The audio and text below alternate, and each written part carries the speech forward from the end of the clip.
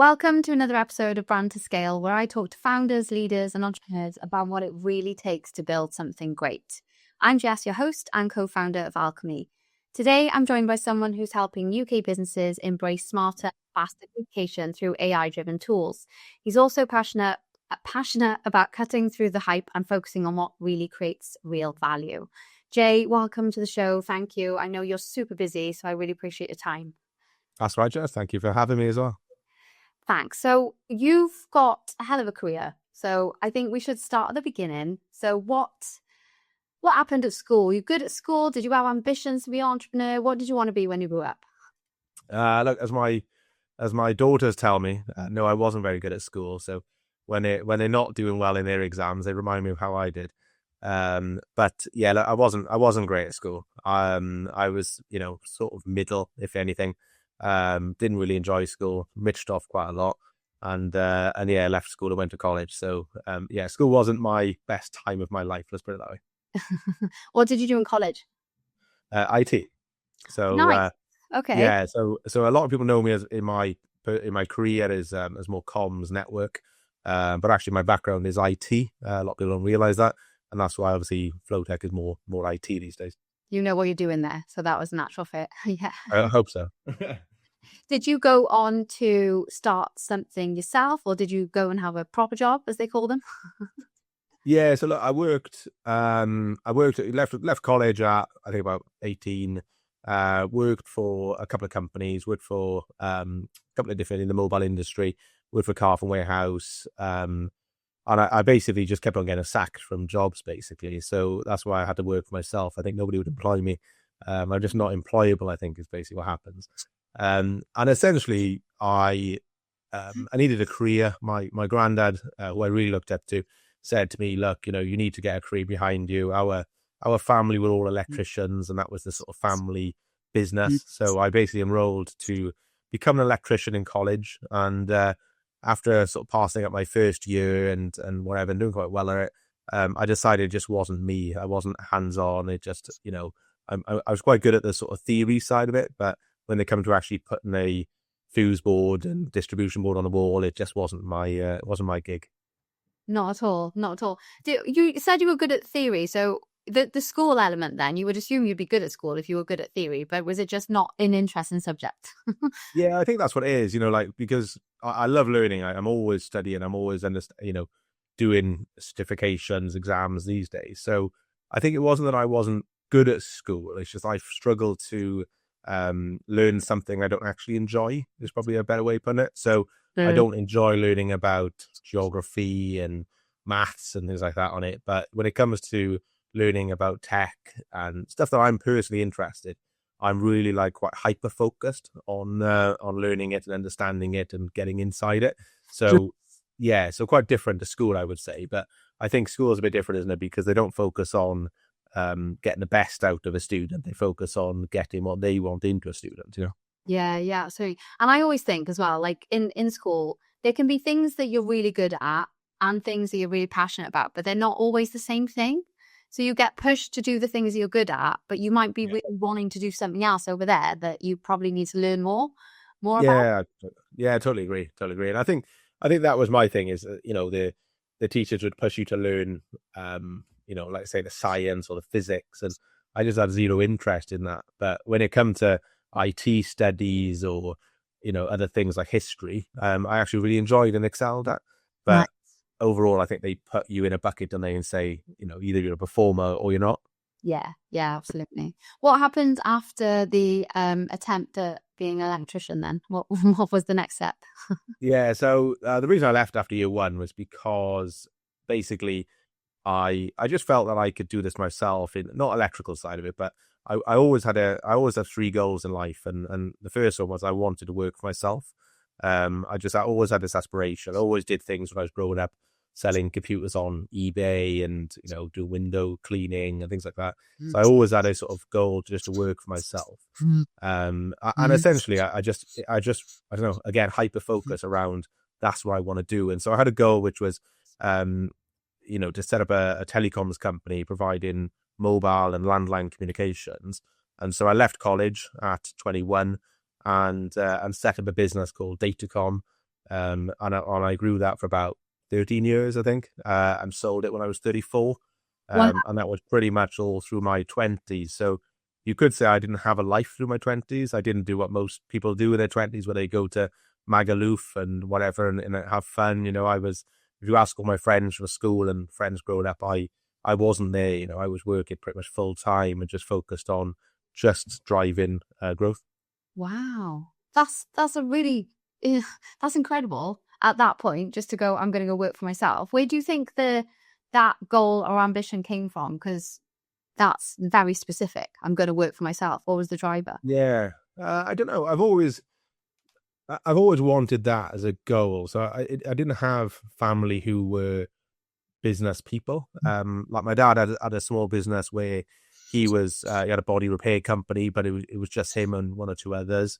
My granddad was a managing director, but he was employed.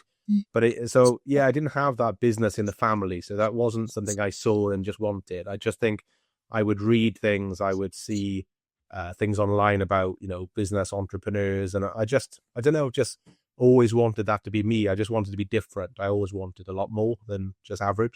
Wow. Did you feel like 13 years of growing that, when you were starting that, did you go, shit, this is harder than I thought? Or did you actually, I'm really enjoying this. I know what to do. I know what the next steps are. I think we always have negative times in business, I think within the first year we had some employment issues, and I was 21. I had absolutely no idea how to deal with employment issues. I had, suppliers changing terms and things that you just, nobody teaches you in school and college, right?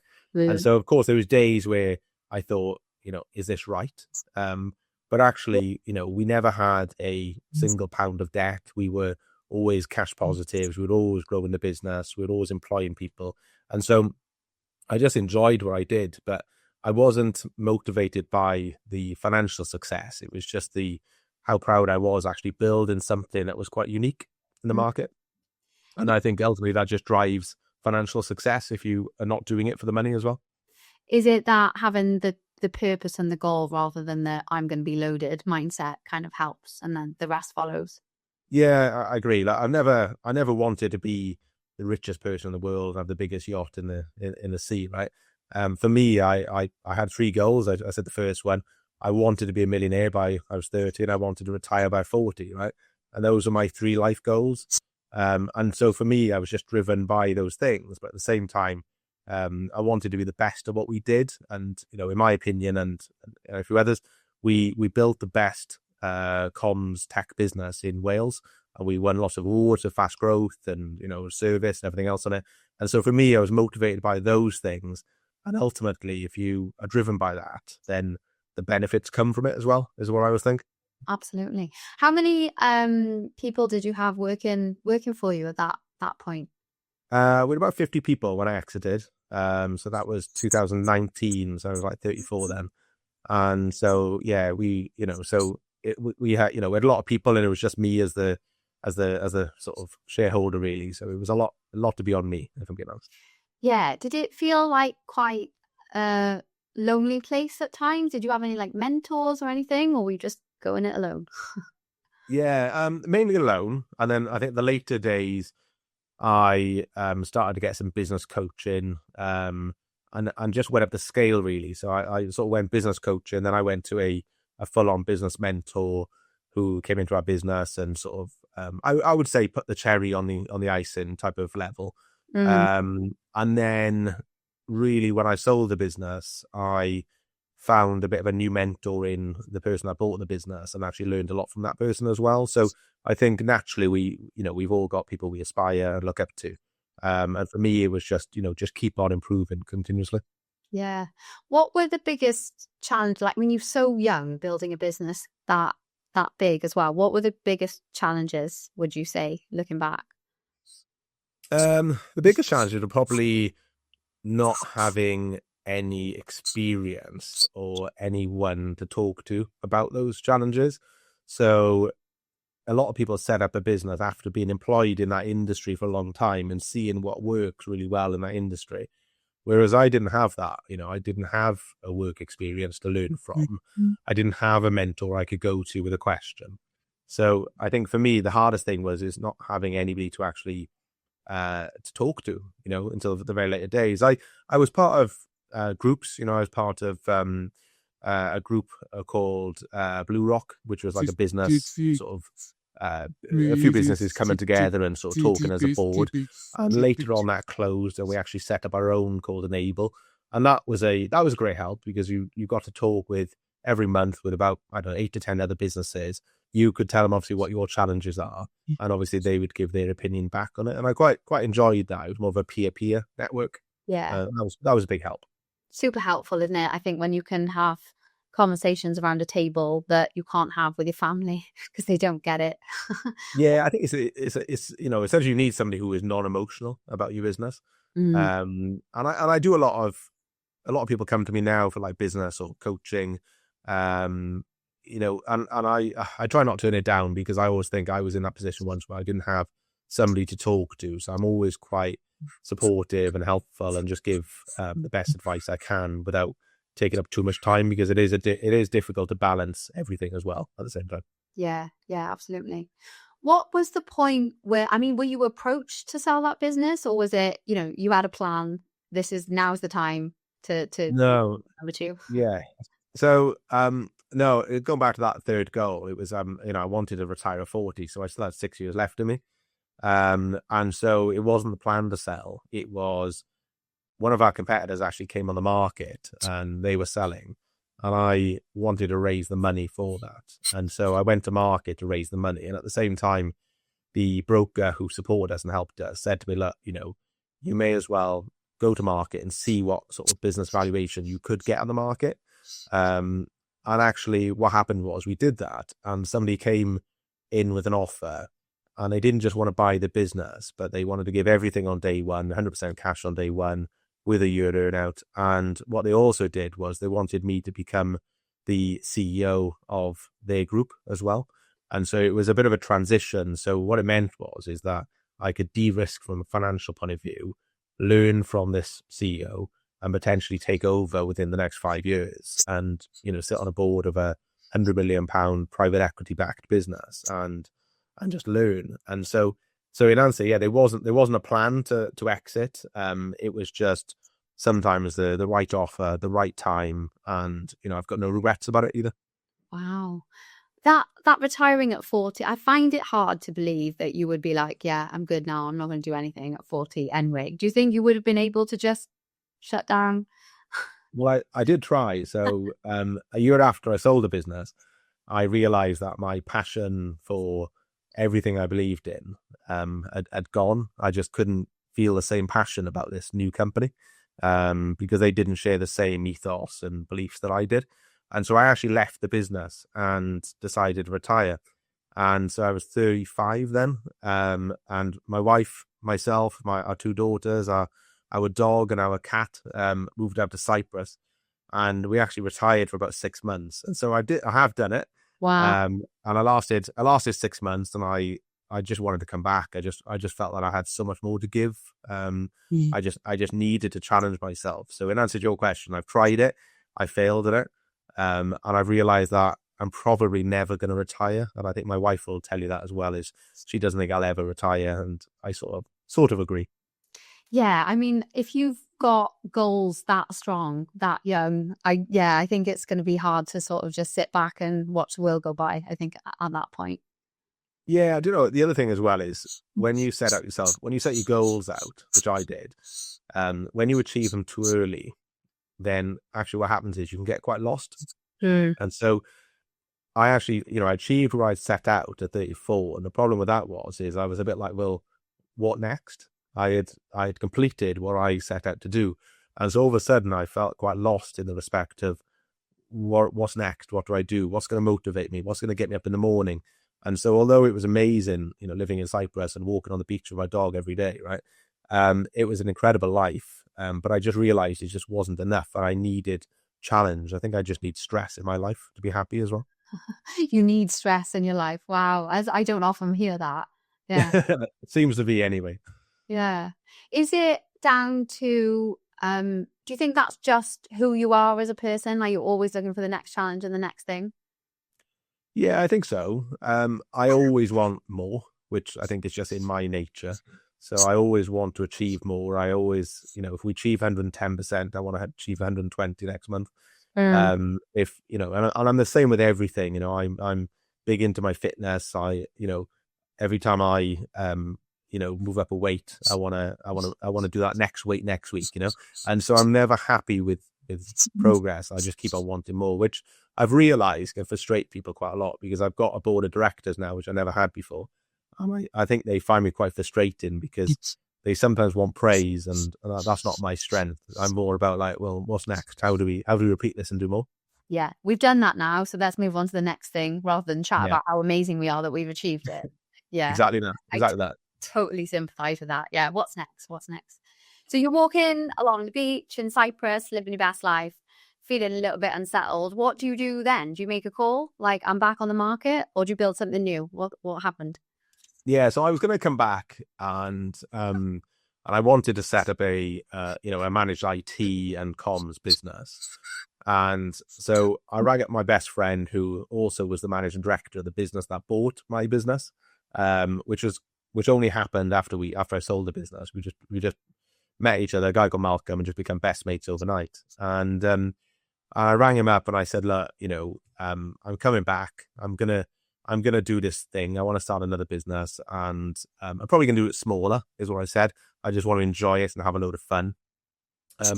If you want to do it with me, then now is your opportunity, but it means moving to Wales. And so he lived in Basingstoke at the time.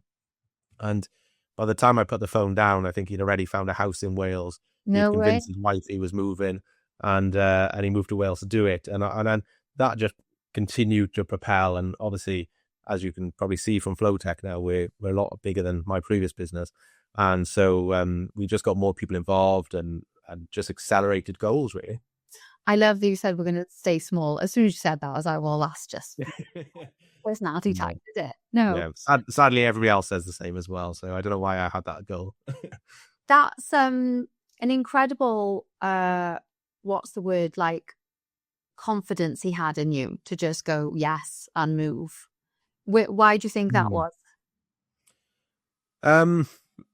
Well, I always remember actually thinking back when he agreed and he bought this house and everything was starting to move. I thought to myself, what have I done? Because can I actually do this again? Am I a one-trick pony? And so I started doubting myself, if I'm being quite honest. And because I thought, look, I did it when I was 21. I had different energy back then.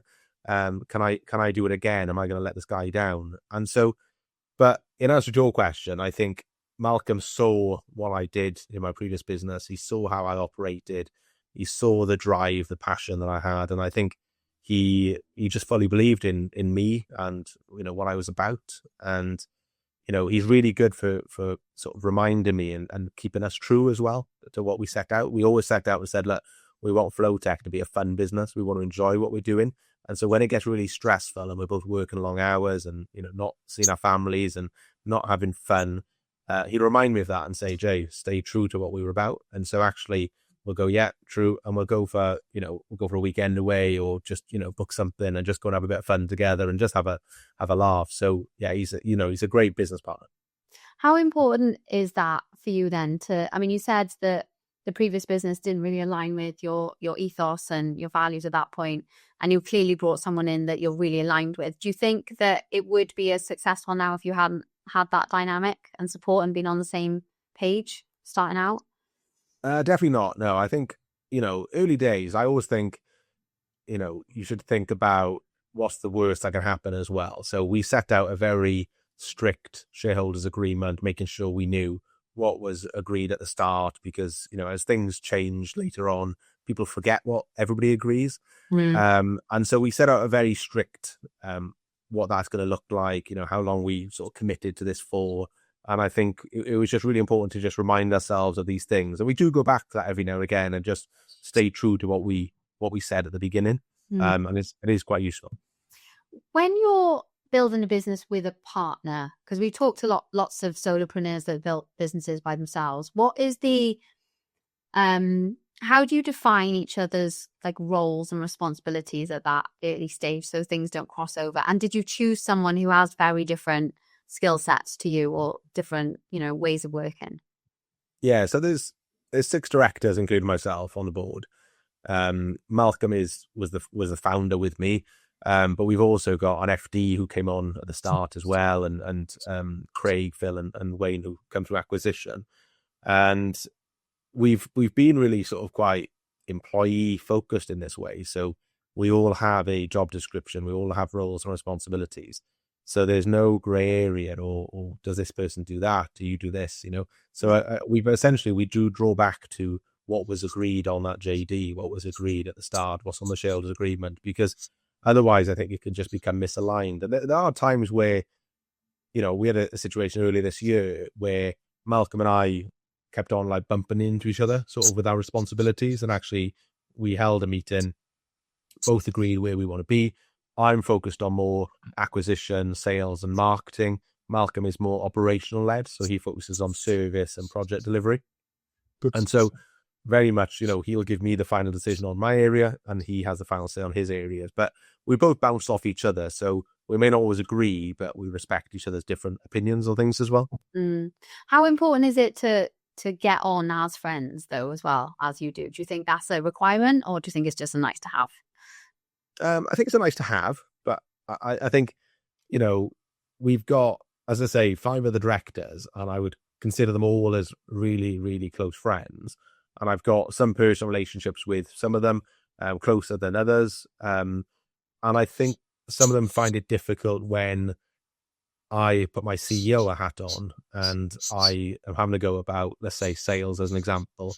Wayne is our sales director, and I think he'll find it quite difficult that, I'm coming down on him and he's like, well, you're my mate, So we do have that a little bit, but I think he also steps back and reminds himself that this is business and this is friendship. But it is very difficult to not mix the two as well, because my wife used to work with me and that was difficult, because if I had to go with her about some financials, as soon as I walk in, I wouldn't have dinner that night, And so, you do mix it a little bit without really trying as well. But yeah, I don't think you can ever keep it 100% separate. Yeah. But, it does certainly help having friendship, because you just need to talk to each other sometimes and just have honest conversations as well. Like tomorrow as the 6 directors, we have a strategy day every quarter to talk about what's coming up the next quarter this year. And, we've decided to go abroad for it and just have a night away. And don't get me wrong, half of it will be work and half of it will be having a beer and just getting on and chatting to each other about Christmas and family and whatnot, Oh, I love that. I think more people should do that as their strategy days. I'm sold. I agree. I'm sold. What is the biggest positive and the biggest negative of coming from somewhere that you completely own, that you built yourself, you have full control over, and now having that board of directors that you work with? How does it compare? It's different because I can't always get my way. So that's obviously a challenge, especially for somebody like me who likes getting their own way. However, ultimately, I think my position as CEO is to drive that vision and entrepreneurial way. So a lot of the time, the board may not always agree with my point, but they'll go with it because they have complete trust and faith in me. But at the same time, I've come to them with like product and they've said, no, we're not doing it because of X or Y. And although I'm a little bit frustrated, I've taken it on board and gone, okay, I see a point. And either I've argued it or we've just sort of dismissed it, So it is really good because I just think you think of things in a different way because you get challenged on it. So, you have to turn up with proper strategy. Otherwise you just get grilled on, well, where's the objectives of that strategy? Where's the measuring of that strategy? So I think it does certainly help having business partners because, having employees, they'll challenge you to an extent, but never truly to the same as a business partner. Yeah. So not getting your way is kind of beneficial sometimes because you might not make the mistakes you would have made because someone's sort of Yeah, I agree. And it's nice to be challenged as well. I do enjoy being challenged. And that was one of the things I didn't really have in my first business because I had to say it was my business. I could do what I wanted. So it is nice to be challenged and, not always do it the J way. It is nice sometimes. J way. I love that.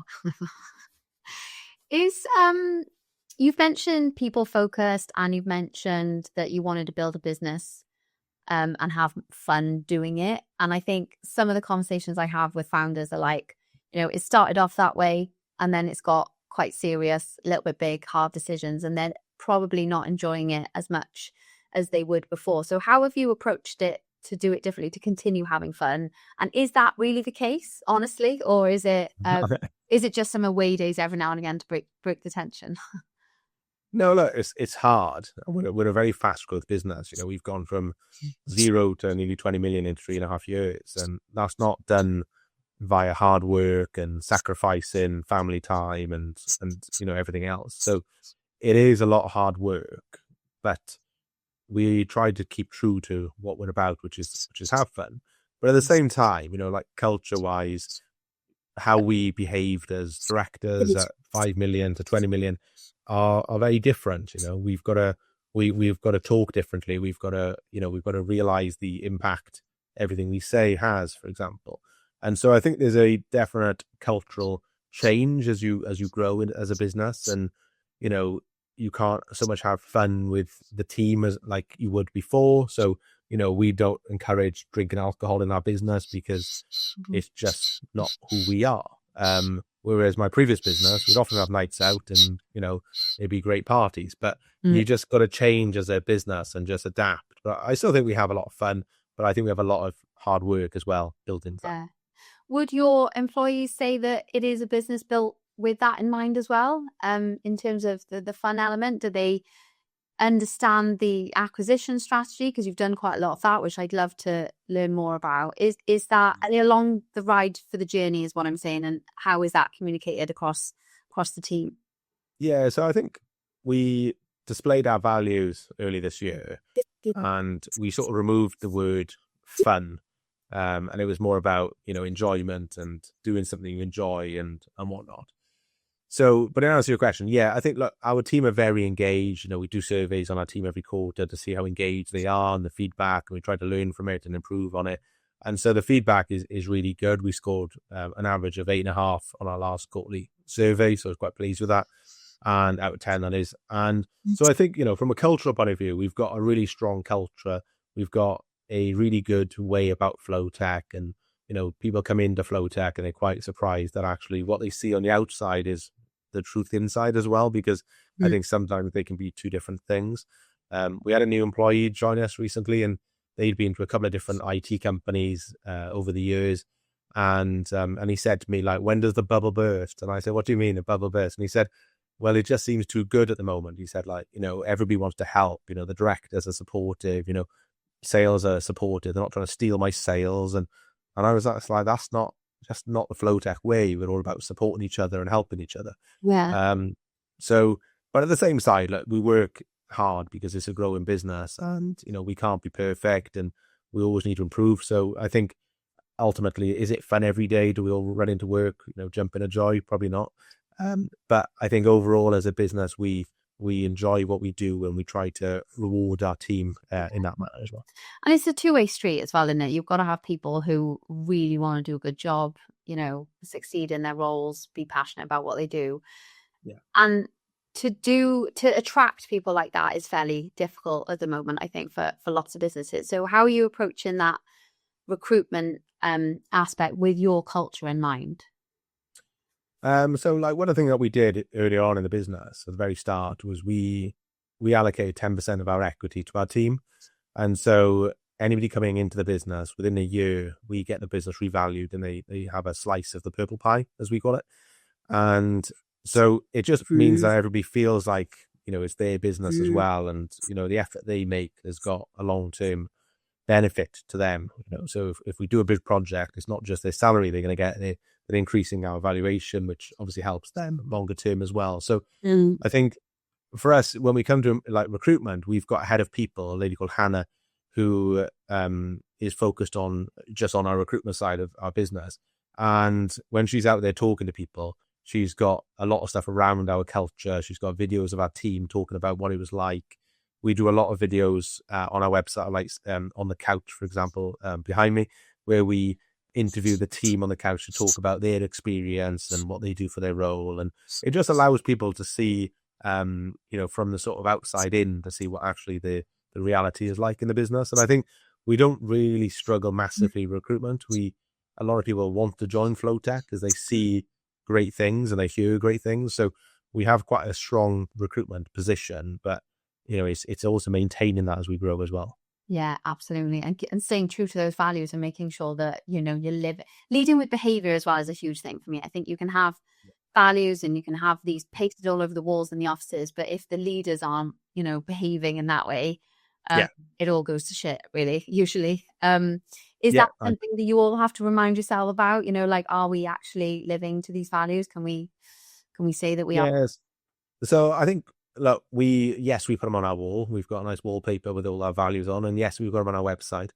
But we do a lot more than that. We have something called Perk Box, and the team can reward each other for demonstrating a value.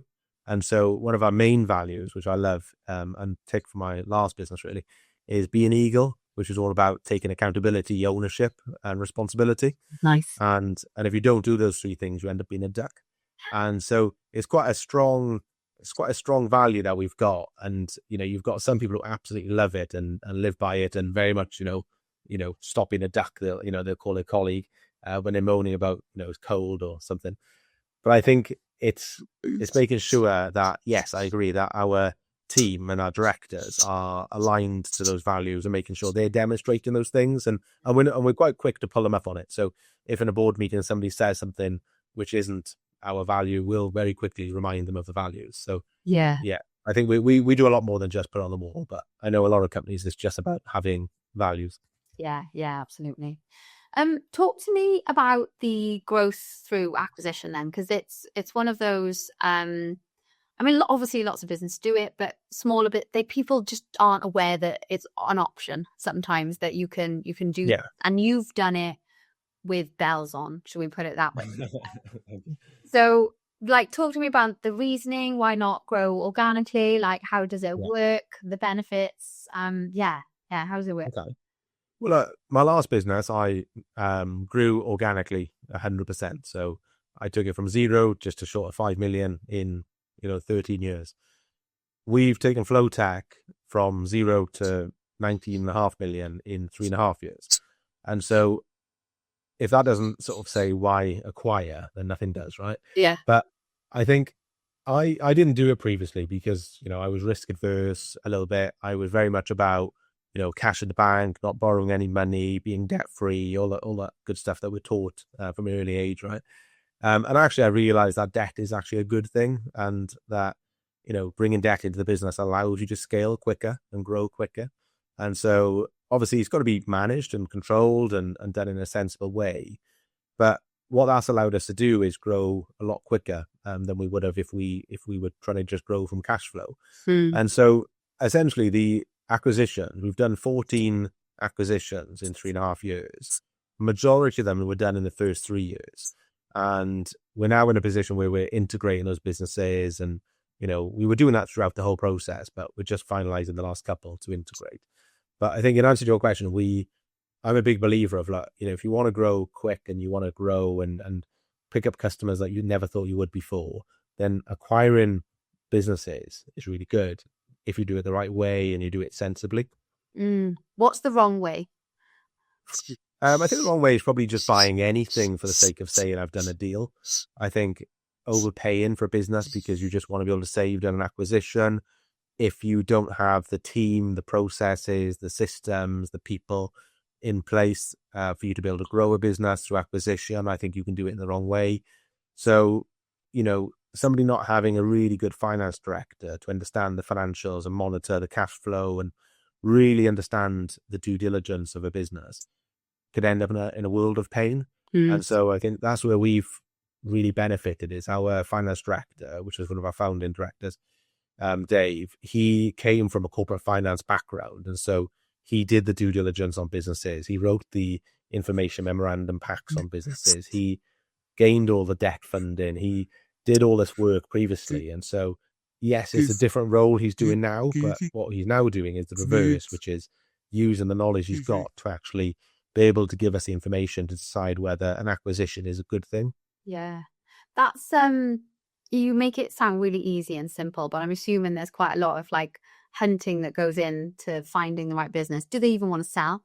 Like is there some wooing Right. involved to the other end, try and get them to?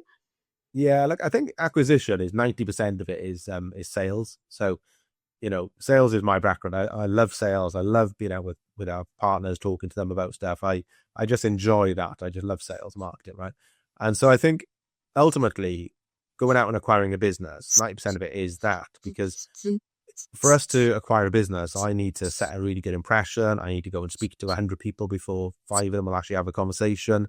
And, you need to be able to turn down the wrong opportunity. You need to be able to overcome the objections of selling the business to you. So a lot of it is really selling. But I think, like everything in business, it's easy when you know how. And I hadn't done an acquisition when we first started Flotek, but I had been on the board of the business that bought my company. And so I learned a lot in that period to realize that actually I can do this. And the fact that I've sat on the other side of the table, as in selling my business, it means I understand the emotional tie that they're going through. I understand obviously what people are thinking, so it really sets a different tone, because I can say to them, look, I empathize with what you're going through. I understand you're probably thinking about the team. You're thinking about how your customers are going to feel about it. This is all the answers to it. And it just relieves a lot of people when they are selling their business, I think. Because you can relate to them, and you've got that support behind you, so they know that you're not just, some random person who's like, I'm going to mop up all the money. Yeah. Yeah. Yeah. And also, like we've done, let's say 14 deals now. And some of that has been true because we've got now a really good reputation for doing deals. So people know that we're not going to mess them about. We're not going to put offers in and then not be able to raise the funds later on, or not get to the point we need to get to. And we see that a lot. We have a lot of businesses who make a decision to sell their business. They spend £20,000-30,000 on legals, and then they get to a week before the deal. The buyer starts trying to change things, and then it all falls apart. And it's because people have got nervous and actually, cold feet about things. And so actually we can say to people, look, we've done this a number of times. We're not here to mess you about. Our reputation is critical to us. And so actually we take away a lot of the uncertainty, I would say. Yeah. It's not just about the business though, is it? And the financials. Like quite often, I'm assuming you're taking on that business's teams as well.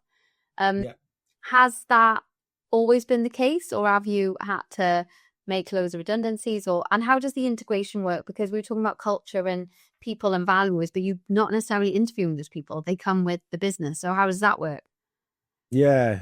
So look, mixed experience. I think when we've acquired businesses, we generally will pick up those people and work with them and grow into them. So it might be that we bought the business and we don't need the finance person that's in that business. But the reality is we probably will need somebody in finance within 6 to 12 months anyway, because we're a growing business.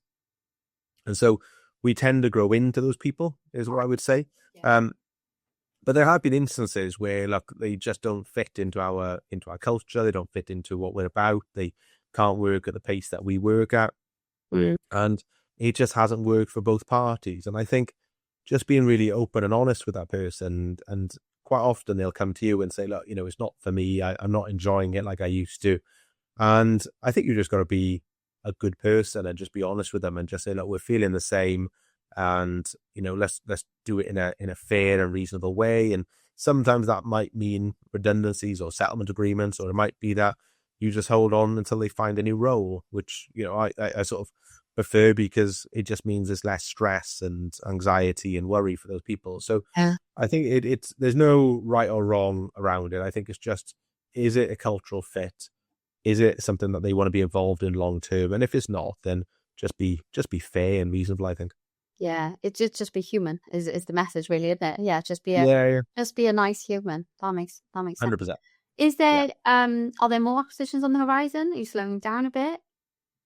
So we've slowed down the last probably 6 months. We haven't done any for the last 6 months. We're having lots of conversations, and we are going to hopefully do 3 to 4 deals next year. And so at the moment we wanted to integrate 2 larger acquisitions that we did at the start of the year. Mm-hmm. And we also bought a business that does hosted desktop. And so it's quite a different skill set to what we've got in the business. So that's taken a bit longer to integrate. And there's some challenges around the software vendor and bits and pieces. But in answer to your question, yeah, we 100% will probably do 3 to 4 deals next year.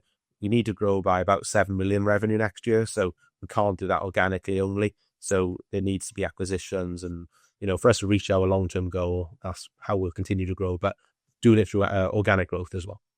I love that you said we need to grow by 7 million next year, not like we want to, we need to. So what is the end goal for this one then? Have you got I'm going to retire again by however old you are in the next 3 years? Like, what's the plan? Yeah. Well, I'm 41 now, so I've sort of given up on that 40 dream, I think. And very much Flotek was very much a 10-year plan for us. And that doesn't mean that I need to disappear in sort of 6.5 years. It just means that I want to take a backward step, really, and just be less involved. Mm-hmm. My children will be probably, having their own lives and careers at that point. And so it just means that I can focus on, spending more time with my wife, and we can just enjoy life a little bit more because, as you know yourself, running a business, it's 7 days a week. We don't have holidays as such. My phone is always on. And so actually it'd be nice to sort of just step back a little bit. So I'd love to maybe do some non-exec roles, chair roles, or just be involved in something more of an investor, but an active investor. So, but ultimately, I just love what I'm doing, and right now I can't see that stopping. Is there? I mean, you have got a family, and it is difficult, like you said, sometimes because you're always on, and it's hard not to always be on as well. Because if you enjoy what you do, it just is what it is, isn't it? But have you managed to find some sort of balance? Can you switch off on weekends? Like for your brain, you must have to switch off at some points. So honest answer, no. So I don't switch off. I have a lot of holidays. So every half term I will be away. We've still got our house over in Cyprus. And so I'll spend every half term in Cyprus, but I've also got an office in Cyprus. And so I will have my PC on every day, and I will jump in several times a day. Yeah. My phone will be going with Teams messages or, calls from customers or whatever. But ultimately, I just enjoy what I do. And so for me, if you enjoy what you do, it doesn't feel like work. Yeah. But at the same time, you do need to switch off. I get up pretty early every morning. I go to the gym, but I'll have my phone on me. And so even at 5 o'clock in the morning, if a customer messages me, I'll reply, which always surprises them. But I just think what we do, which is, IT, cyber, we can't be offline, because if somebody's business is completely off, yes, of course, I've got business partners and we've got people in the business. But when somebody's business gets a cyber attack or a major outage or something happens, ultimately they're going to want to speak to me. Still, so you're that hands-on. Yeah, definitely. Yeah. So I don't know every partner that we've got. It's impossible. We've got 2,000 partners that we support and look after. Yeah. But it's still me doing the AI webinars. It's still me on LinkedIn shouting about Flotek. And so, I'm as hands-on. I'll go out and meet any partner. Quite often we get partners coming in to see us, and I'll always be here to give them a tour around the offices and the tech teams. So definitely hands-on. I always want to be as well. Is that, well, it sounds like it's definitely by choice, you being the face of the business and sort of ambassador out there for that. Do you think there's value in that for founders and business owners? And are people trying to step back out of the spotlight a bit too soon, almost, where people need to see the founder and the face of the business to get that value across? Where do you stand on that? Yeah, I don't know if there's a right or wrong, but you're quite right. Yeah, like I am the face of Flotek. I'm the one that's on LinkedIn on a daily basis, commenting, posting, and giving my thoughts on it. But I think, our sort of customers are SMEs, and I think that still means that they want to know who they're dealing with. So even our big corporates with thousands and thousands of employees, I'll still be involved. We took out one of our biggest partners out last Friday for a lunch for Christmas. I only ever see them once a year because I don't deal with them on a daily basis, but they want to have that FaceTime to feel valued as well. And so I'll always be available for whatever is needed. And ultimately, I think people see me as that visionary of what's coming around the corner with it when it comes to tech, AI, cyber. And so I enjoy that. But again, I'm passionate about it. So it doesn't feel like a task, Yeah, you're the right person for the job. What happens in, 6 to 10 years though, when you are stepping back? Are you grooming someone to have that same energy and be the face? Or have you not thought that far ahead? Yeah, I'm always trying to encourage our team to, be in the spotlight. Like Malcolm, for example, our MD. I always encourage him as an MD. He needs to be more about, in the face of the call. But it's just not who he is, and so it's quite difficult when they don't want that. But yeah, our sales director, he's posting more and doing more social events now and taking our partners to the rugby and all that good stuff.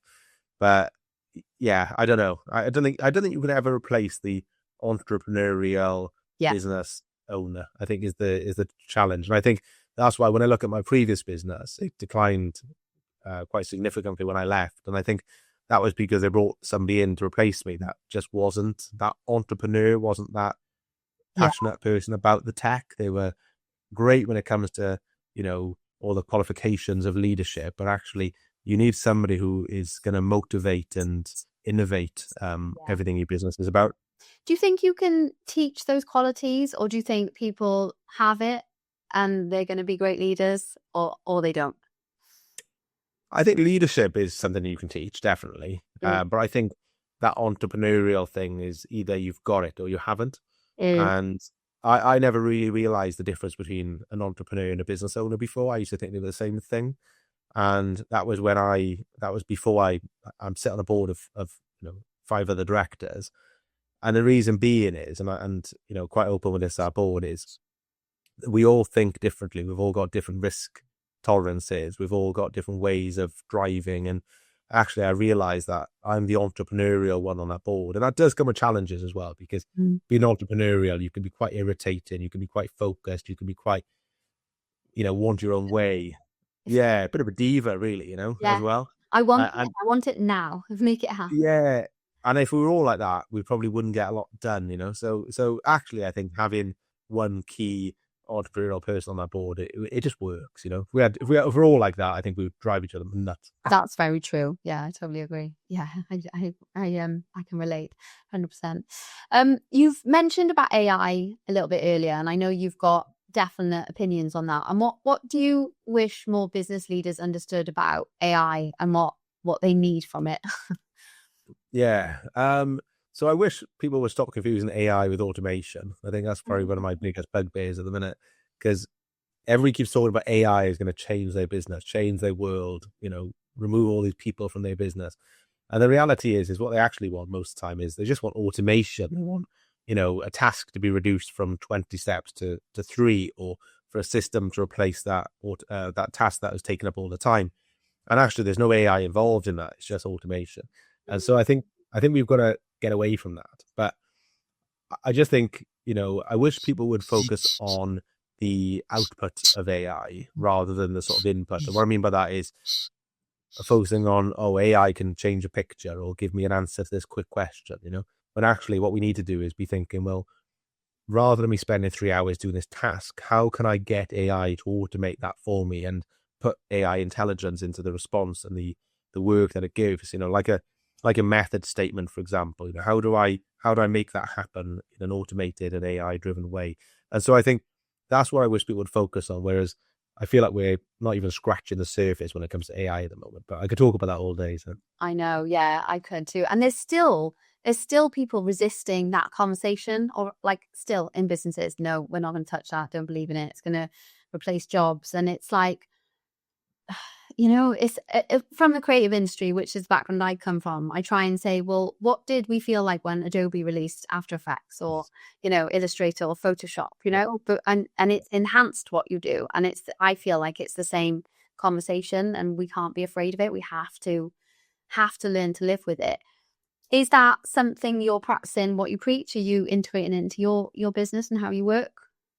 Yeah, I think a lot of people want AI, but a lot of people aren't willing to spend the money on what it actually takes to get it as part of an integral part of your business. And so at the moment, we're in that sort of shape where people aren't appreciating the cost of bringing AI into their business as well.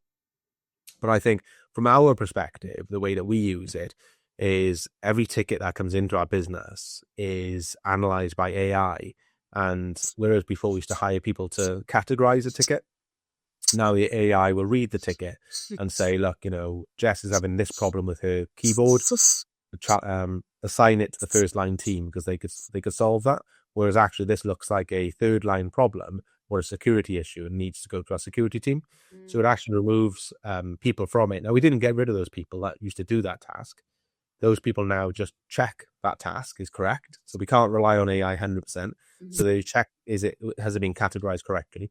But what they can do is they can do a lot more than they did before. So all of a sudden, we're not having to bring new people in to do those tasks. And so there's things like that. There's other ways that we're using it around how we write tender docs, proposal documents, how we've got an outbound BD team, and they used to write down every time they speak to somebody, they'd write down how the call went, what they talked about. Whereas now what we've got is at the end of every phone call, it gives us an AI output and we just copy and paste that in. Yeah. Obviously, what we're working on next is copy and paste, remove, and automatically inject the conversation in via AI. Nice. And so that's something. So yeah, there's a few ways that we're using it, but it's not cheap to use AI, and it can get quite expensive. But yeah, again, people have got to look at it from a different, holistic point of view, in my opinion. Have you had any resistance from your teams internally when adopting it because they think their jobs might be at risk or anything like that? Not our team, but that's probably because they're techs and they know that we're growing. So there's not a danger of them having to, disappear. But I think obviously we've had it from partners where we're not speaking to the business owner and they don't want to bring it in because they're worried about, who that's going to replace, So public sector are the worst for this, It's very difficult for them to recommend something when they know it could ultimately lead to somebody's removal.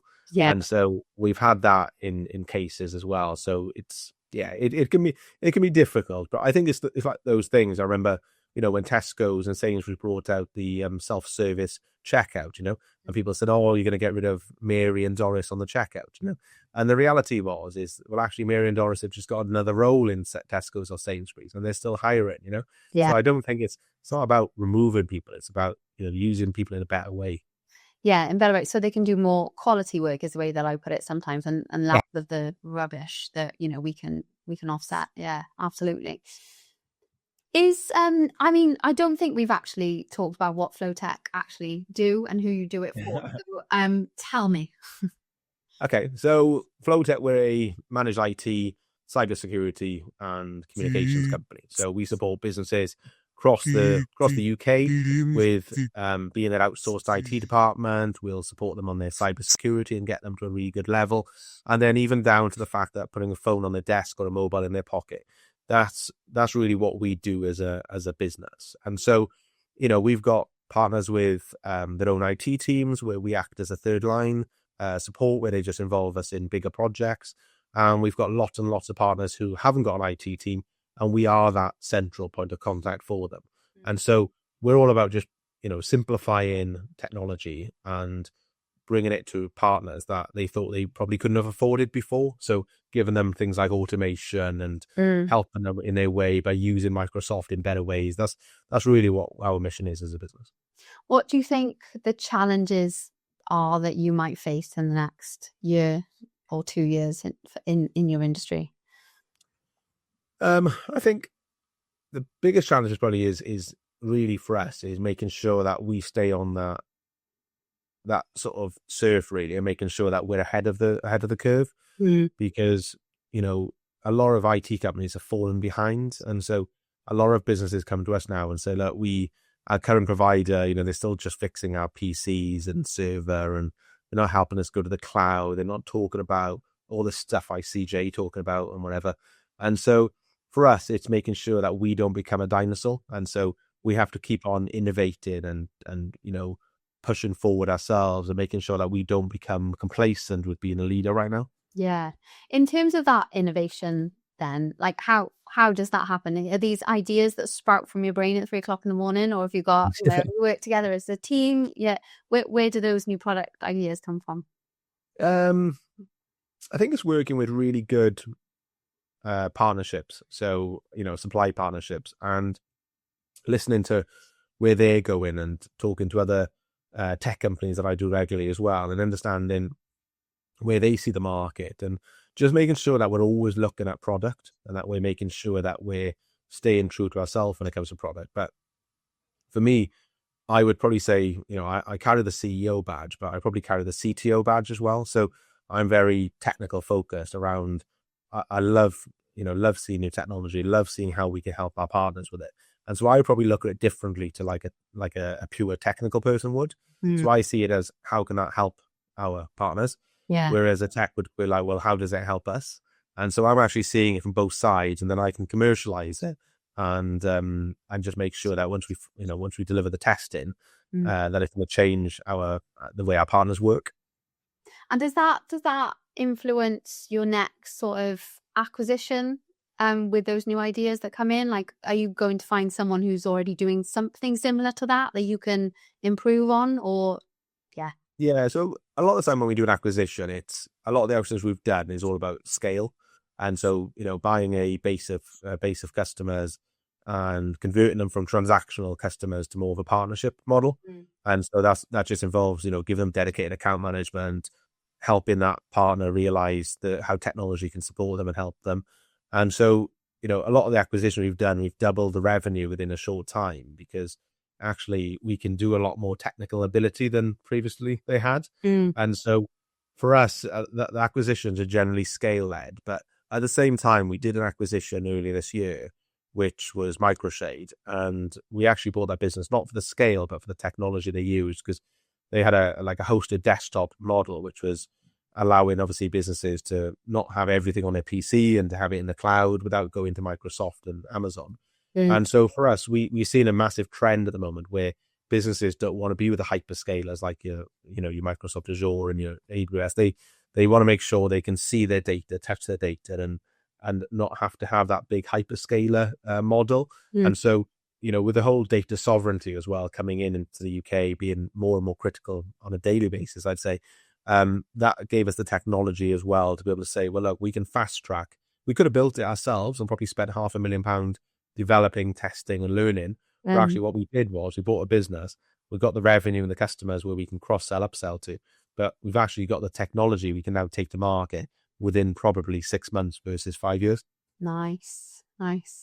What for you mentioned you work with SMEs, so there'll be lots of I hope there's lots of people listening, but hopefully there'll be lots of businesses listening who are like, actually, we don't have a partner like Flotek in place. We don't know what we're doing in terms of security. What should a small business be thinking about? You mentioned that data sovereignty, like lots of us will not know what that means. What should those businesses be worried about, and why should they be getting in touch with someone like you to have those conversations? I think really they just need to be looking at the accreditations and compliance that the IT partner has got themselves. So we, for ourselves, for example, we've got Cyber Essentials Plus, which basically means that our systems are tested. We have an external audit done on our business. And so we understand the importance of cybersecurity and what it can how it can affect the business. And so I think really it's, for an outside business looking in, they should be looking at a partner that is innovating, but at the same side, making sure that everything they do is secure, reliable, tested, and they're going to be a partner for the long term, not just a quick fix for now, or not just the cheapest provider they can find. It needs to be how can they make a difference to our business? Yeah. Why is that important, the accreditations and the innovation side to that small business? Because there'll be lots of off the shelf stuff, you can buy this and then you'll be safe or whatever. But you mentioned long term partnerships. Why should they be worried about that? What's So I think like accreditation, like a lot of managed IT providers don't even have Cyber Essentials, let alone Cyber Essentials Plus, which is a government certificate to say, you're a secure business. Mm. And so if you're not doing that yourself, then really what does that say? And so if you're giving the keys to your business to to an IT provider, surely you want to know that they're safe themselves. Yeah. And so I think that's probably the most important thing. Take away the innovation.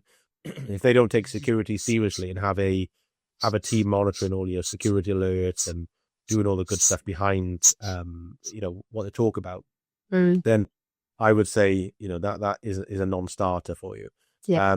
When it comes to like innovation, I think you've got a lot of our competitors who are still trying to sell physical servers or just selling Microsoft 365 and actually not getting the best out of it. I think ultimately that's only going to get worse. Like, we've got businesses now who are so far behind because they've never had like an e-learning platform to learn how to use things like bookings, things like, automation within Microsoft and, or Copilot even, for example. So if you are behind now, it's only going to get worse because at the moment the market is moving so fast that what feels like behind is going to be so far past that you're going to get really left behind, I think. Yeah, that's terrifying, isn't it? And lots of change, isn't it? You have to have someone that you can go to and be like, I don't know what this means.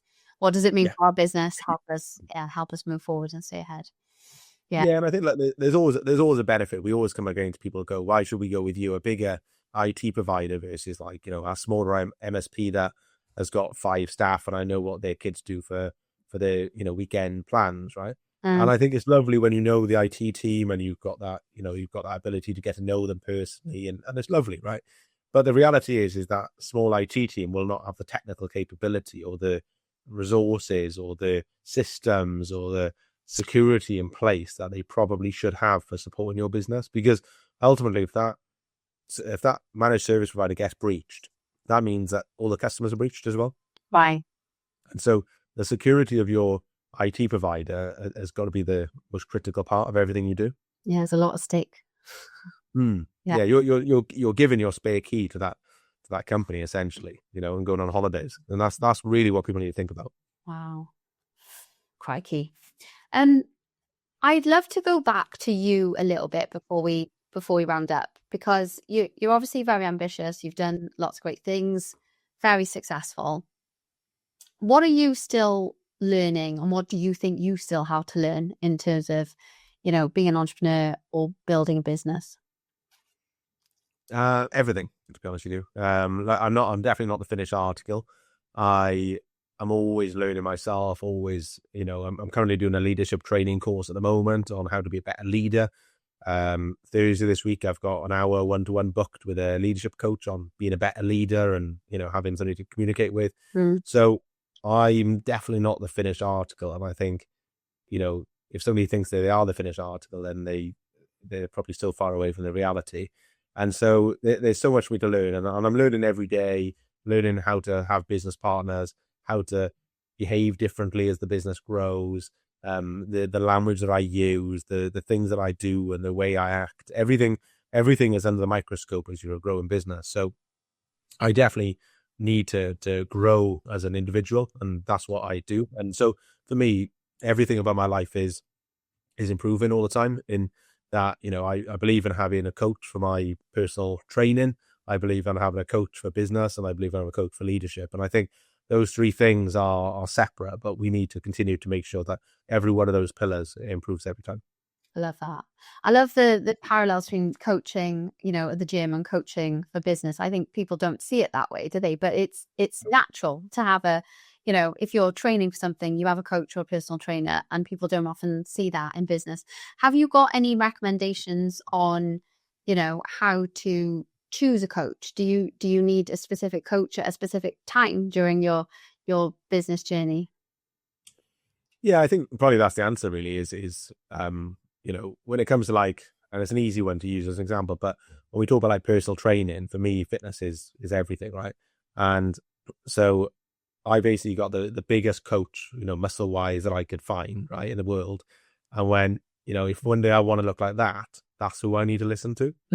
Not the guy who's eating McDonald's on the weekend and, and I'm already bigger or in better shape than, So ultimately is, I think, as you grow and develop yourself, you just keep on needing to get better people to get you to that next level. Yeah. But at the same time, it's you've got to make sure that, they can continue on that journey with you.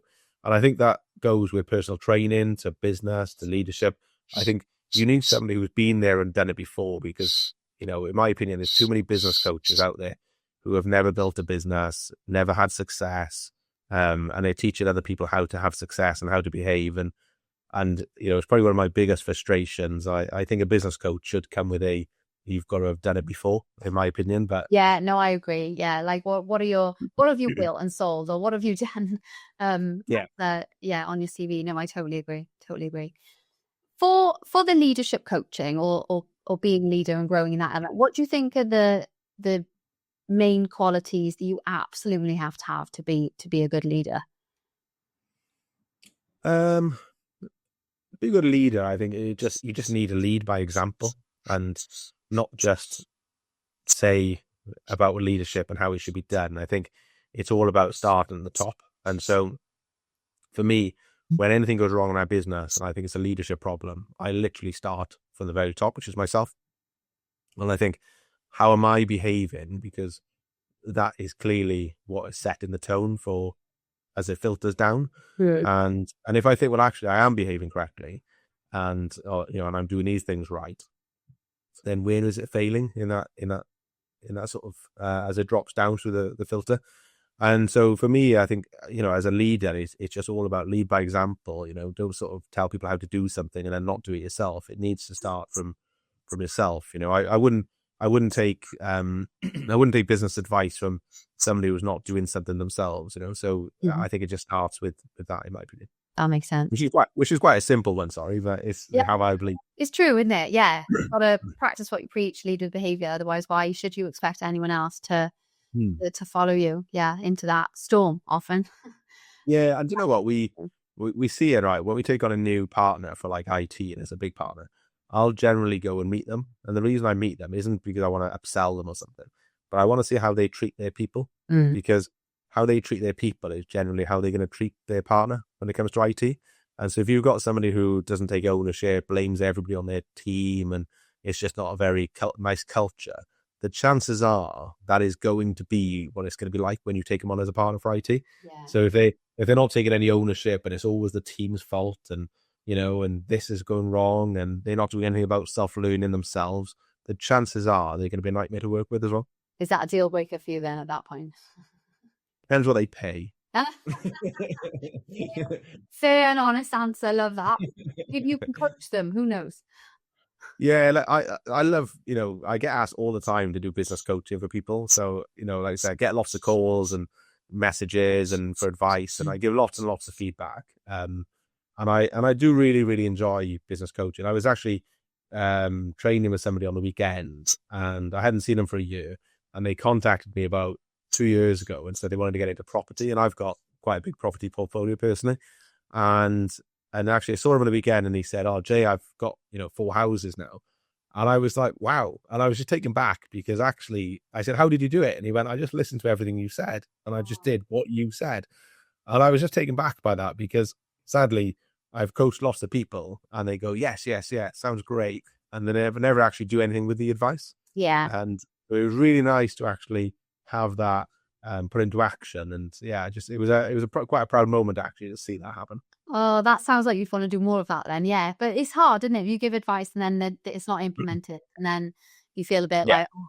But when it does happen and there's results from it, that's like something to be proud of, isn't it? Yeah. Do you know what? I can count on one hand how many people have actually come up to me and said, "Jay, can I buy you a coffee just to understand this thing?"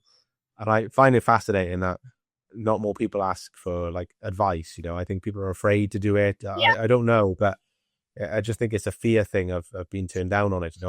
I went to the CEO chairman of one of the biggest comms companies recently. I sent him a LinkedIn message and went, "Look, will you give me some coaching?"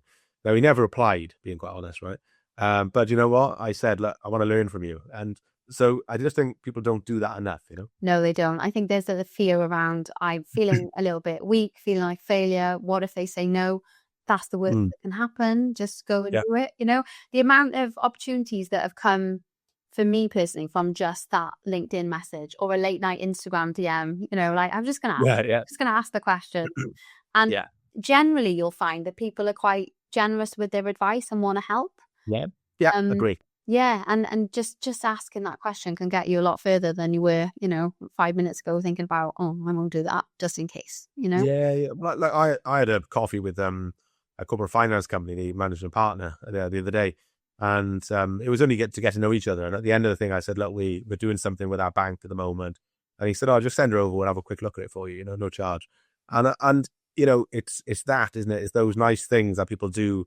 Because they've, it's, I don't know. I think more and more people should help each other and support each other. Yeah, lead with, being of service, isn't it? And it does make you feel good, and good opportunities come out of it, ultimately, when you help people. Yeah, definitely. Yeah. What does success look like for you then in the next few months or few years, into personally and for Flotek? Personally, I think it's just keep on being happy and enjoying what I do. I'm fortunate where it's not financial motivation anymore. So for me, it's about just enjoying what I do and just feeling like I'm contributing to something great, which I do.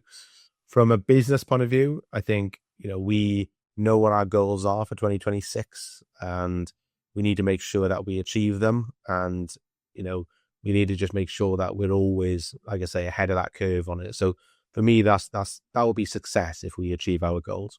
Brilliant. And I'm going to bring it back to the alchemy theme to end off. If you had a personal alchemy formula for success, what's the one ingredient you wouldn't do without, and why? But I've asked this question quite a few times, and often it's like 3, 4, 5, 6 ingredients. So feel free to go rogue.